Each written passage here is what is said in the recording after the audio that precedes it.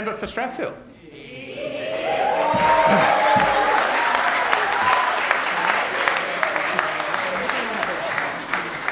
Thank you, Mr. Speaker. Well, that was my first experience of an energetic question time. I find it very edifying, and I look forward to bringing back peace, tranquility, and highbrow earnestness to the chamber for the benefit of everybody here and my guests and friends up in the public gallery.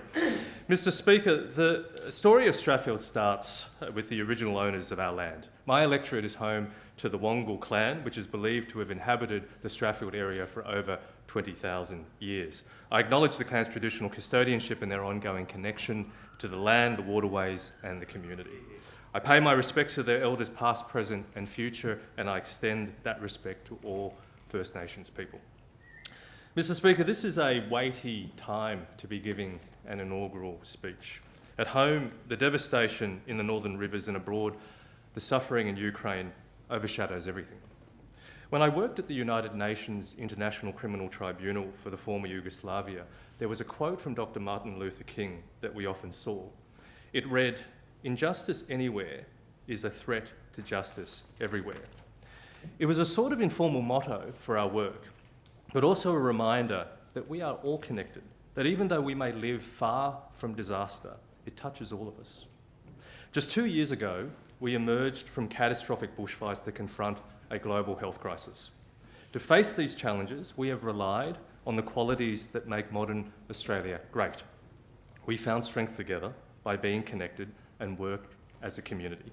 We protected our precious social cohesion. We committed to the service of others with an active role played by government, the community and business. All these qualities, these strengths, define the wonderful electorate of Strathfield, which I am tremendously honoured and proud to represent in this Australia's first parliament. I am so grateful to this community that quickly embraced me and my family. By-elections, Mr. Speaker, are like speed dating democracy. The former member for Strathfield and Labor leader, Jodie McKay, came to the electorate with a reputation for unbreakable integrity and tireless commitment. She only strengthened that reputation during her peerless service to the people of Strathfield. That is why Jodie is so loved, and I pay tribute to her today.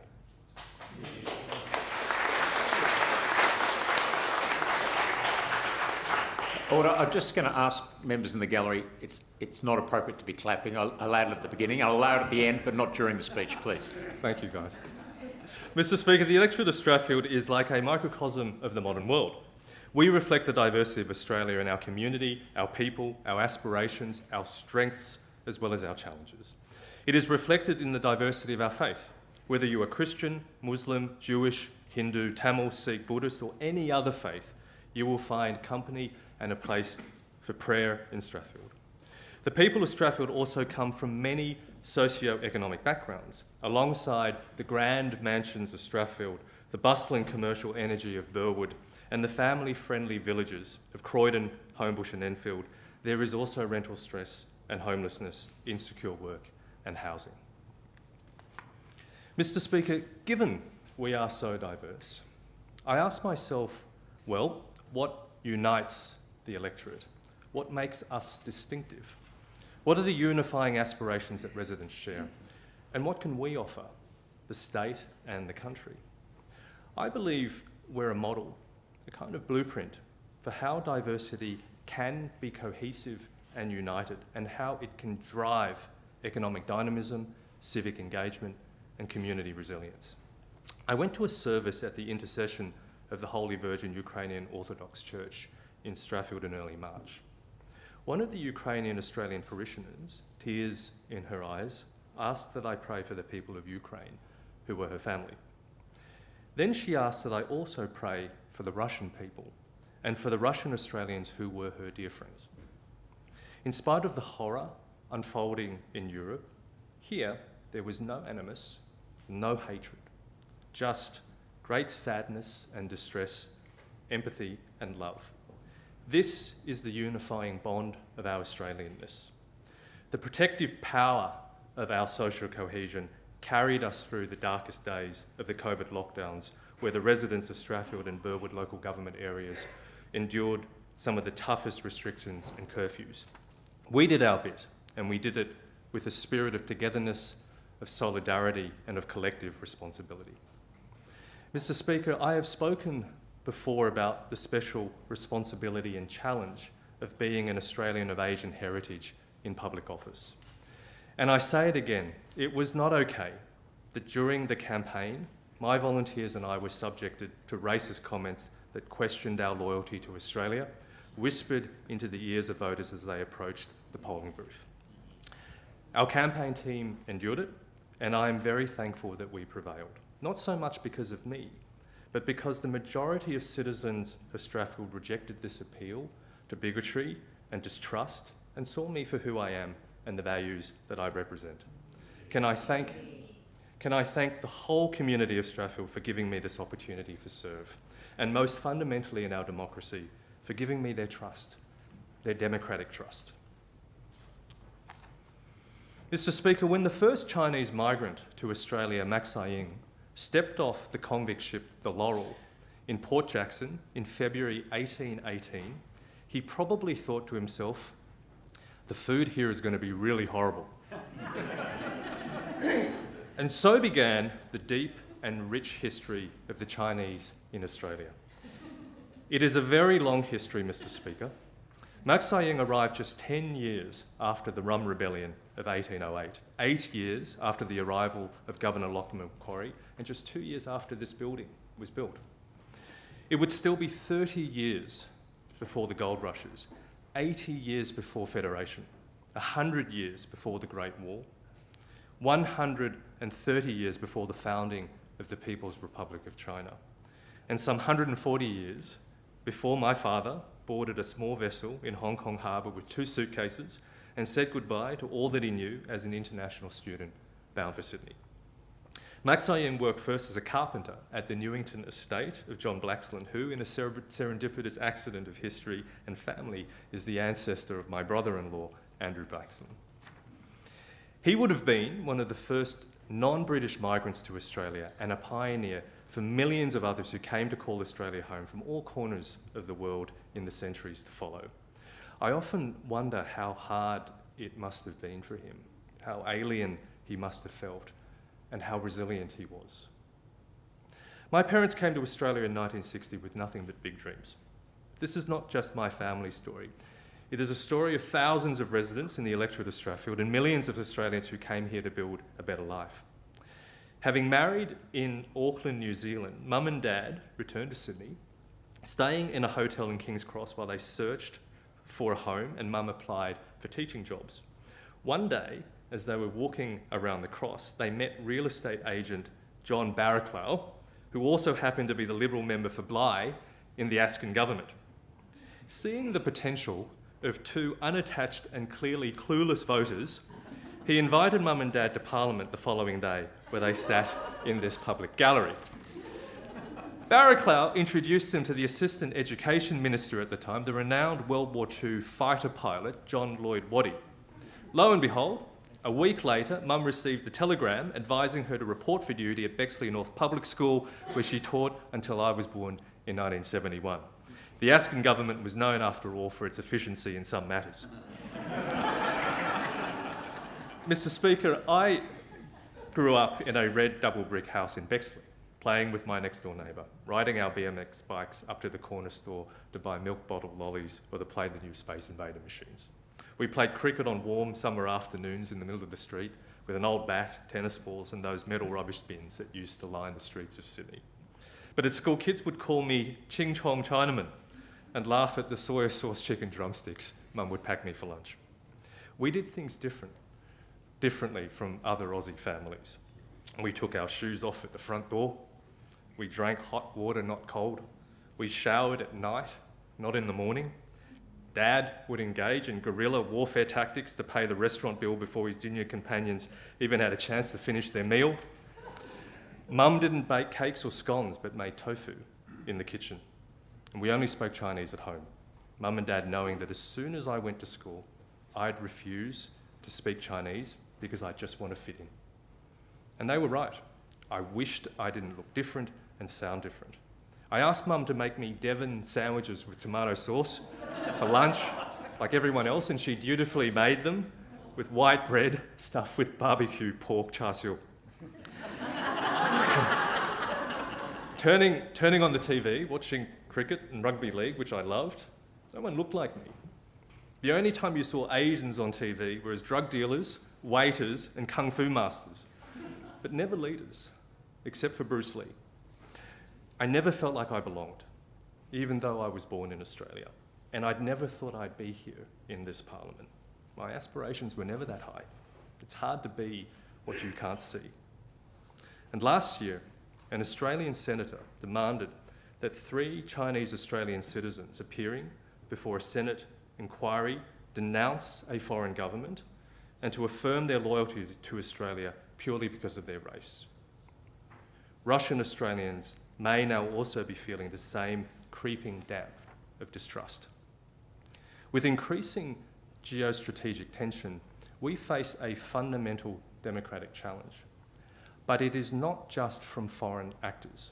It is also an internal challenge for our own liberal democracy. How do we manage geopolitical competition without it fracturing our social cohesion and without causing distrust to our own citizens? Distrusting one's own citizens will corrode our democracy from the inside. It is what authoritarian regimes do, not liberal democracies who are confident about who they are. The best way to resist a drift towards authoritarianism is to make our own democracy stronger, more inclusive, more effective. This notion that everyone can belong, everyone has a place, a seat at the table of our democracy, lies at the heart of everything I have done in public life before politics.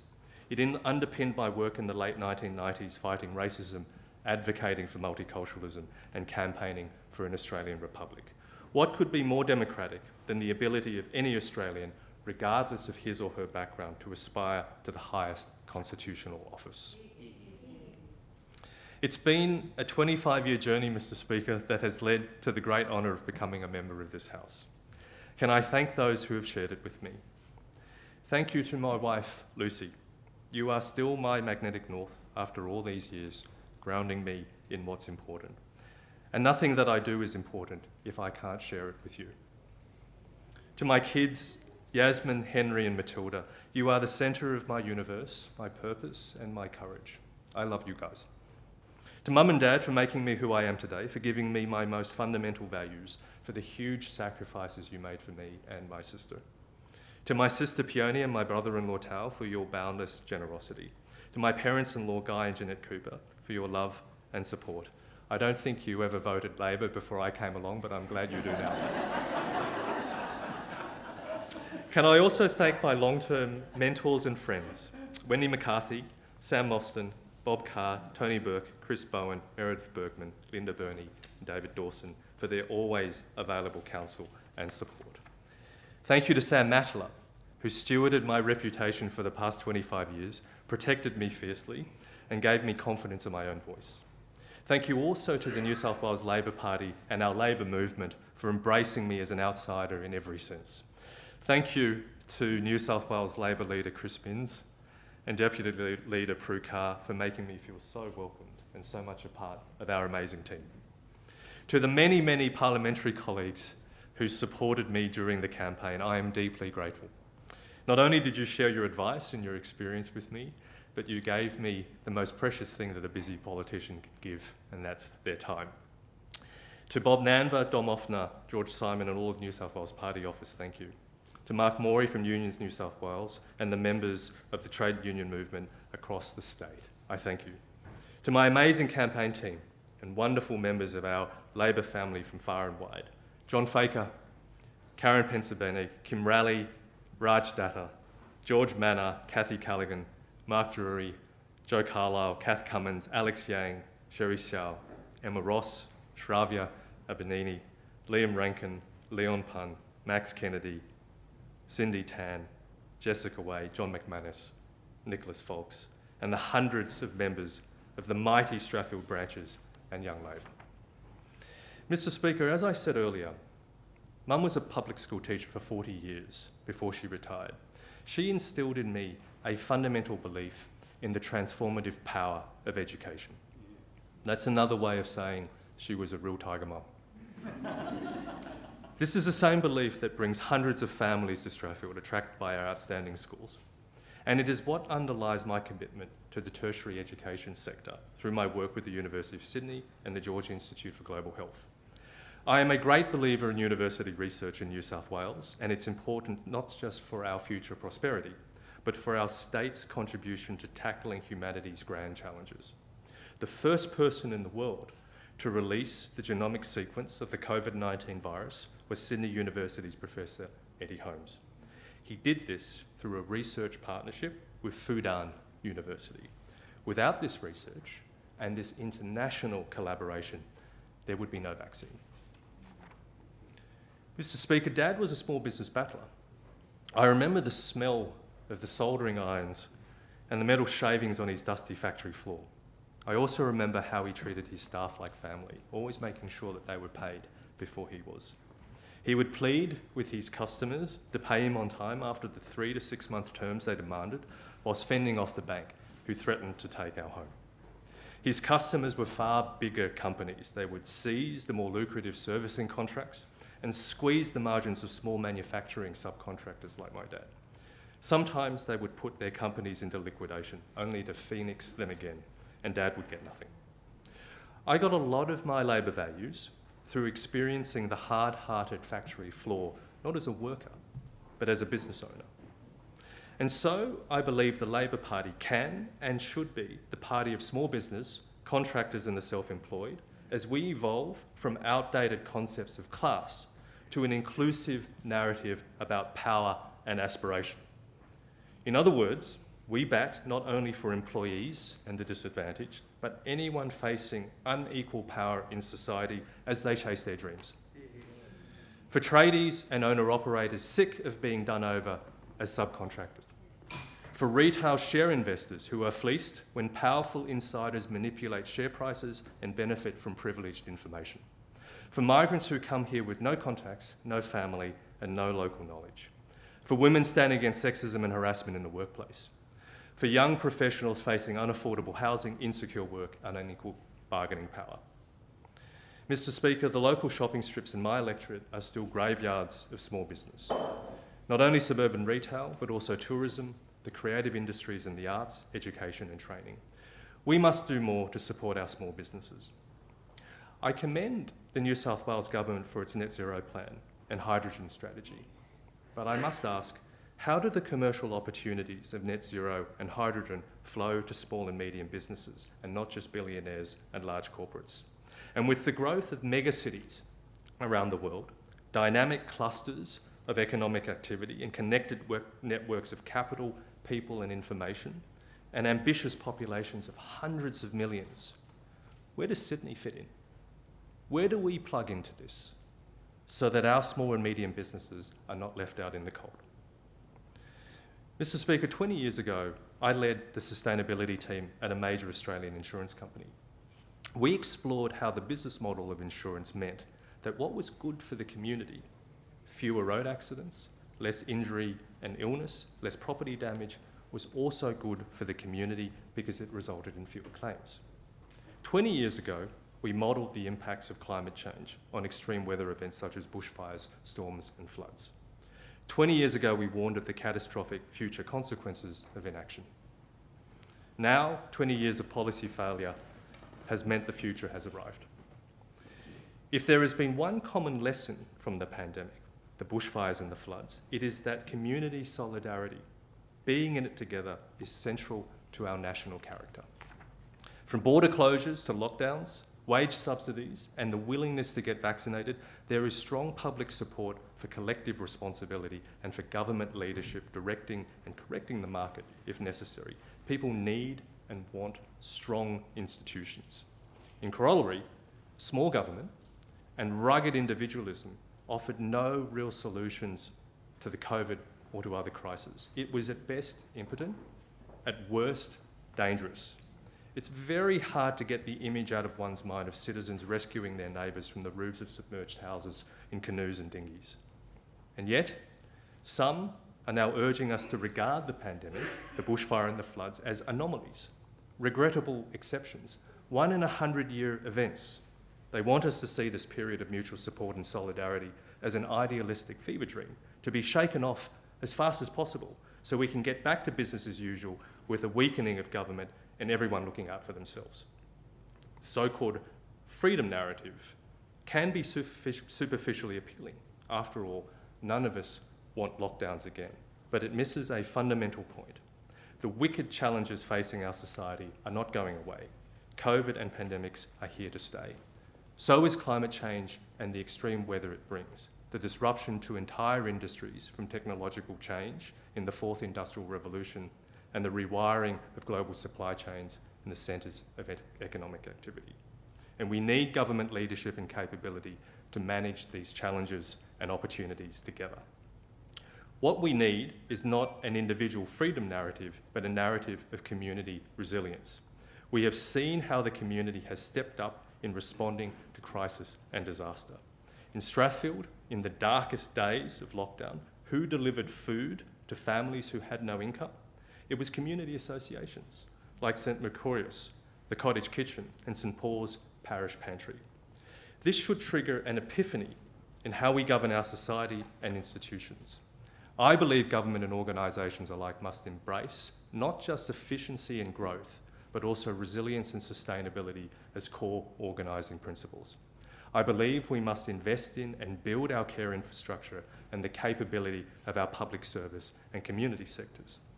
To meet the massive and increasingly complex changes of our society today, I believe government must not only partner with the community and business, but lead and enable those partnerships. Because with climate change upon us, neither COVID nor the 2020 bushfires nor the recent floods will be the last nor the greatest emergencies that we will face together. Mr. Speaker, I came to this House as a businessman, lawyer and community advocate. I've never been a politician before, and to be honest, I'm not entirely sure how to be one. For me, being here is not a job, and it's not a career. It is service. I regard all of you here as my colleagues, for whom I have great respect. We are all driven by just causes that are bigger than us, and in the words of Simon Sinek, we pursue something that is infinite, for all intents and purposes, unattainable. I hope to learn from you, to collaborate, and where we disagree, to disagree well. And so I'll finish with 3 aspirations for all of us. Firstly, that we can be non-ideological problem solvers for our constituents and collaborate to tackle the great challenges that only broad-based collaboration can solve. Second, that we can make this place genuinely representative of the community so that any one of our kids can see themselves reflected in our leadership and can genuinely believe that they can belong here in Australia. And most fundamentally, that we can rebuild the public's trust in politics and politicians. Last week, when visiting a high school in my electorate, 2 girls ran up to me for a photo. One was Asian, the other one Eurasian, like my kids. They said to me, "We are really proud of you. It's good to see some representation." If I achieve nothing else in politics but to inspire a few more young people who are wondering where and whether they belong, that they can and should be leaders in our Australian democracy, I'll be happy. Thank you.